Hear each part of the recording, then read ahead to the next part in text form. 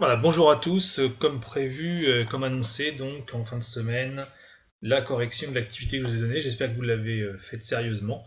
C'est une très bonne activité qui permet de réviser tout ce qu'on a vu sur les vecteurs, coordonnées de vecteurs, collinéarité de vecteurs, déterminants. Bref, une bonne activité de synthèse. Et en plus, qui nous permet ici d'aller vers les équations cartésiennes de droite.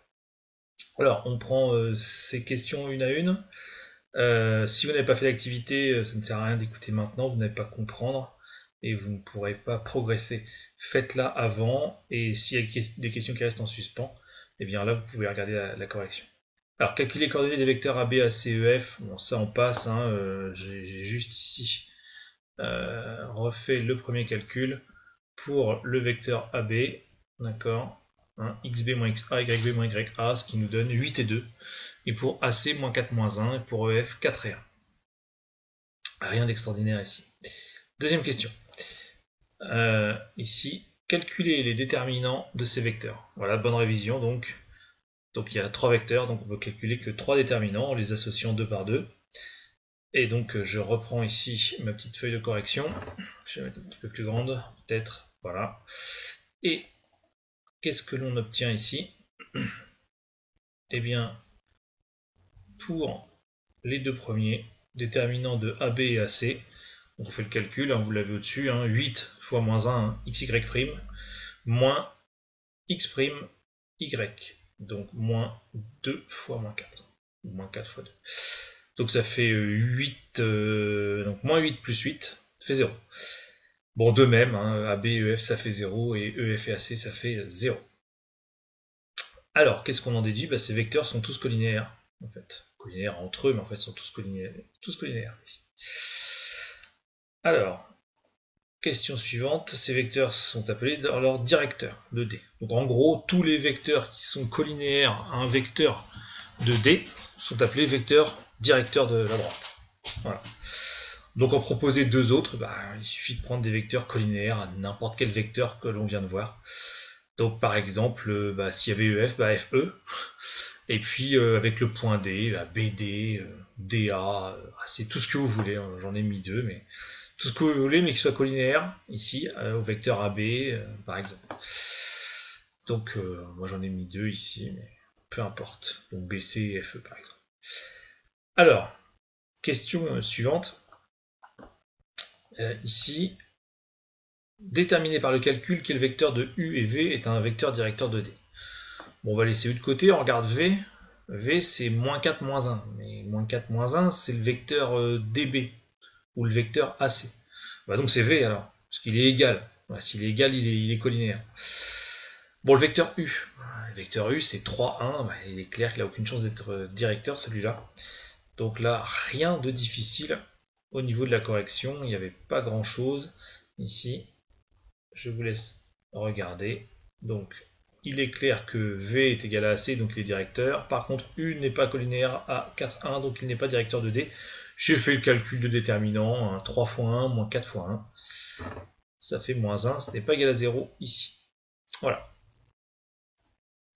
Alors, deuxième partie. Calculer la valeur du réel M tel que le vecteur W de coordonnées 1M soit un vecteur directeur de D. Alors, ça c'est un calcul qu'on nous demande de faire et il reviendra après dans le cours. On en reparlera, mais donc suivez bien ce moment-là. Donc on impose au vecteur directeur d'avoir une abscisse égale à 1. Bon. À ce moment-là, on voudrait savoir quelle est l'ordonnée correspondante. Alors comment faire? Bien, ce vecteur W doit être collinéaire à tout vecteur directeur de la droite D. Donc vous êtes libre de choisir celui que vous voulez. D'accord? AB, AC, AD, BD, V, EF, comme vous voulez. Il doit être collinéaire à celui-là. Alors moi j'en ai pris un. Je crois que j'ai pris EF. On va regarder ça. Donc cela revient à dire que, W et AB, par exemple, doivent être collinéaires. Moi j'ai pas pris EF. C'est-à-dire que le déterminant de W et AB doit être nul. Ce qui équivaut à dire, la double flèche c'est une équivalence, cela revient à dire que, bien, W c'est les coordonnées c'est 1M et AB on l'a, c'est 8, 2 ici. Donc je fais le déterminant. 1 fois 2 moins 8 fois M égale 0. Bon. Et donc ça fait 2 moins 8, m égale 0, ça fait m égale moins 2 sur moins 8. Un quart. Un quart. Donc le vecteur W, c'est 1 et 1 quart. Voilà. Question suivante. Alors, donc en gros, si vous voulez, hein, si je pars d'un point, je dois faire 1 sur le côté et remonter de 1 quart de carreau pour retomber sur la droite. Exactement ce qui se passe. Question suivante, quelles sont les coordonnées du point M d'intersection de la droite D avec l'axe désordonné? Justifié. Bon, on va tricher un petit peu, entre guillemets, ou pas. On va essayer de réfléchir ensemble. Si je pars du point A, qu'est-ce qui se passe? Que je fais mon fameux 1 et 1 quart. Ben, normalement, je reste sur la droite. Donc, si je fais 1 vers la droite, je tombe sur l'axe des abscisses. Et si je monte de 1 quart, je reste sur l'axe des abscisses. Donc je tombe sur le point que je cherche. Je vais l'appeler K. Donc d'avance, j'annonce que K a pour ordonnée 4. D'accord? Ça c'est l'abscisse de l'ordonnée de A. 4. Plus le 0,25 que j'ai ajouté. Donc pour moi c'est 4,25. Alors pour maintenant, je vais le faire ici de manière beaucoup plus ici calculatoire et rédigée. Qu'est-ce que je raconte? Je raconte déjà que le point K, puisqu'il est sur l'axe des abscisses, l'axe des ordonnées, pardon, il a pour abscisse 0. Son ordonnée, c'est YK que je cherche. Alors, qu'est-ce qu'on a? Eh bien, le vecteur W, qui est directeur de la droite, et le vecteur AK, qui est aussi un vecteur de la droite, sont forcément donc collinéaires, car ils sont directeurs. Or, le vecteur AK a pour coordonnées, je les ai calculées, donc 0, abscisse de K, moins 1, donc 1, et YK moins 4. YK moins YA. A, c'était 4. Et le vecteur W, 1 quart, doivent donc avoir un déterminant nul. Mais, on peut faire mieux. Si vous observez AK et W, ils ont même abscisse. Donc le coefficient de collinéarité, c'est 1. Du coup, leurs ordonnées doivent être égales. C'est plus joli que de faire le déterminant. Donc, ils doivent être égaux ici, soit YK moins 4 égale 1 quart. Je passe moins 4 de l'autre côté. YK égale 4 plus 1 quart, c'est-à-dire 4,25. Comme je l'avais annoncé juste avant. Question suivante. Dernière partie, petit 3. Donc on considère sur la droite D un point M quelconque de coordonnées XY. Donc là, on vous entraîne vers l'établissement d'une équation cartésienne de droite. Alors c'est vraiment un des concepts les plus compliqués que vous abordez en fait en seconde. Hein. Bien comprendre. C'est pas simple comme ça. Alors qu'est-ce que ce concept? On va totalement caractériser par une égalité un objet géométrique. C'est vraiment quelque chose d'assez difficile à imaginer. Hein. C'est-à-dire qu'on va transformer du géométrique en du pur analytique. Du pur numérique, si vous voulez. Voilà. Alors comment est-ce qu'on fait? Eh bien, on fait grâce à ce qu'on a établi depuis maintenant le début de l'année, hein, les histoires de vecteurs, coordonnées de vecteurs, collinéarité de vecteurs, déterminants de vecteurs. Quel est le raisonnement pour arriver à un tel concept? Eh bien, le raisonnement est le suivant.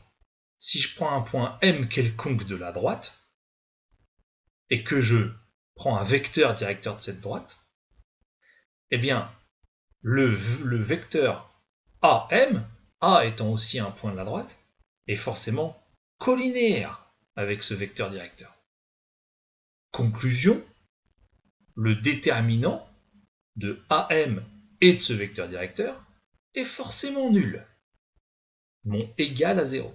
J'obtiens bien une égalité, c'est-à-dire une équation.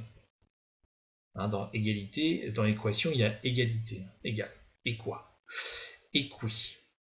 Donc une équation. Pourquoi équation et pas égalité? Équation, parce que dans mon égalité, j'aurai deux inconnus, x et y. Voilà. Et cette égalité ne sera vérifiée, égale à 0, d'accord, que pour des x et y de point M de la droite. Parce que sinon, ici, il ne peut pas y avoir égalité à 0 pour un point qui est en dehors de la droite, puisqu'il ne sera à ce moment-là pas collinéaire, ce vecteur AM, avec le vecteur AB. Donc vous voyez, c'est vraiment très puissant. Hein. Alors, calculer le déterminant des vecteurs AM et AB. Donc, je reprends mon raisonnement. Le point M est un point de la droite. Le point A est un point de la droite. Le vecteur AB est un vecteur directeur de la droite. Je peux tout de suite répondre. Pourquoi ce déterminant est-il nul? Parce que ces deux vecteurs sont collinéaires, par construction. Point. Ce sont des vecteurs directeurs de la droite. Donc ils sont collinéaires. Alors maintenant, ok, il vaut 0, mais que vaut-il aussi autrement exprimé? Alors voici la réponse. Autrement exprimé, le vecteur AM a pour coordonnées x moins moins 1, x plus 1, et y moins 4. J'ai repris les coordonnées de M, xy, et de A, moins 1 et 4. Leur déterminant avec AB vaut 0. Que vaut ce déterminant? Eh bien, x plus 1 fois l'ordonnée de AB, donc 2 fois x plus 1, moins 8, l'abscisse de AB, fois, ici, l'ordonnée de AM. J'ai appliqué ici la formule du déterminant. Je développe, je réduis, j'obtiens quoi? 2x, 2x. Je m'occupe pas tout de suite du reste. Moins 8y, moins 8y. Alors qu'est-ce qui reste en constante? 2 fois 1, 2. Moins 8 fois moins 4, moins 32, pardon. Donc 32 plus 2, 34. Plus 34. Et ce déterminant-là, 2x moins 8y plus 34, quel que soit le point M de la droite. Où qu'il soit. Où qu'il soit. Je vais forcément avoir des vecteurs collinéaires. Donc ce déterminant sera tout le temps nul. Donc j'obtiens une égalité tout le temps égale 0 pour tout point de la droite. Mais plus fort, si un point n'est pas sur la droite, ce déterminant ne sera pas nul. C'est-à-dire que cette égalité-là ne sera vérifiée que par les points de la droite. Donc par tous les points de la droite et que par eux. Donc cette égalité caractérise totalement la droite D. Voilà ce qui est très fort. Alors, ici, je vous laisse lire égal à 0 bien sûr, car ces vecteurs sont construits à partir des points d'une même droite, donc ils sont par définition collinéaires, ce que j'ai raconté juste avant. Alors, en déduire que le point M vérifie la relation, alors là, évidemment vous avez bien compris, on est passé du pur géométrique, une droite, à du pur numérique, donc une équation. Qu'est-ce qu'on peut faire avec une équation? Une équation, on peut ajouter la même chose de deux côtés.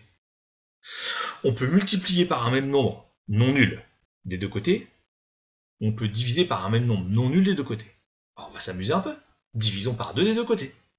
Donc si je divise par 2 des deux côtés, mais ici, si je divise par 2, il ne reste plus que x moins 4y plus 17 égale 0 divisé par 2. Ça fait toujours 0. C'est tout, je divise par 2. J'obtiens ici une équation équivalente, si vous voulez, qui va caractériser les mêmes points, donc la même droite, mais ici, divisé par 2 par rapport à la première. Alors, pour finir,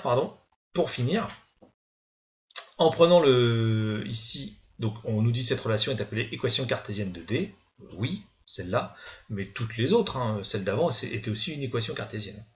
Donc en prenant le déterminant de BM et AC, c'est la même chose. Si vous regardez bien BM, donc un point de la droite, BM est un vecteur de la droite, et AC est un vecteur directeur de la droite. Donc normalement c'est une seconde équation cartésienne de D. Alors j'ai fait le travail, on va regarder ensemble.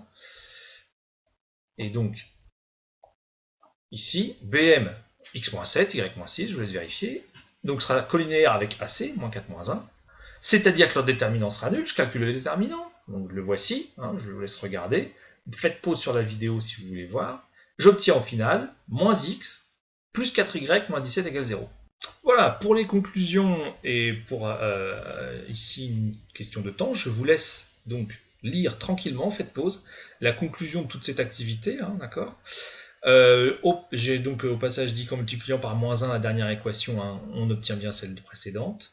Conclusion sur le vecteur directeur, prenez bien le temps de lire. Conclusion sur une équation cartésienne de droite, prenez bien le temps de lire tout ça. Et à venir donc le cours, d'accord, sous forme ici de PDF et des exercices. Voilà, à bientôt!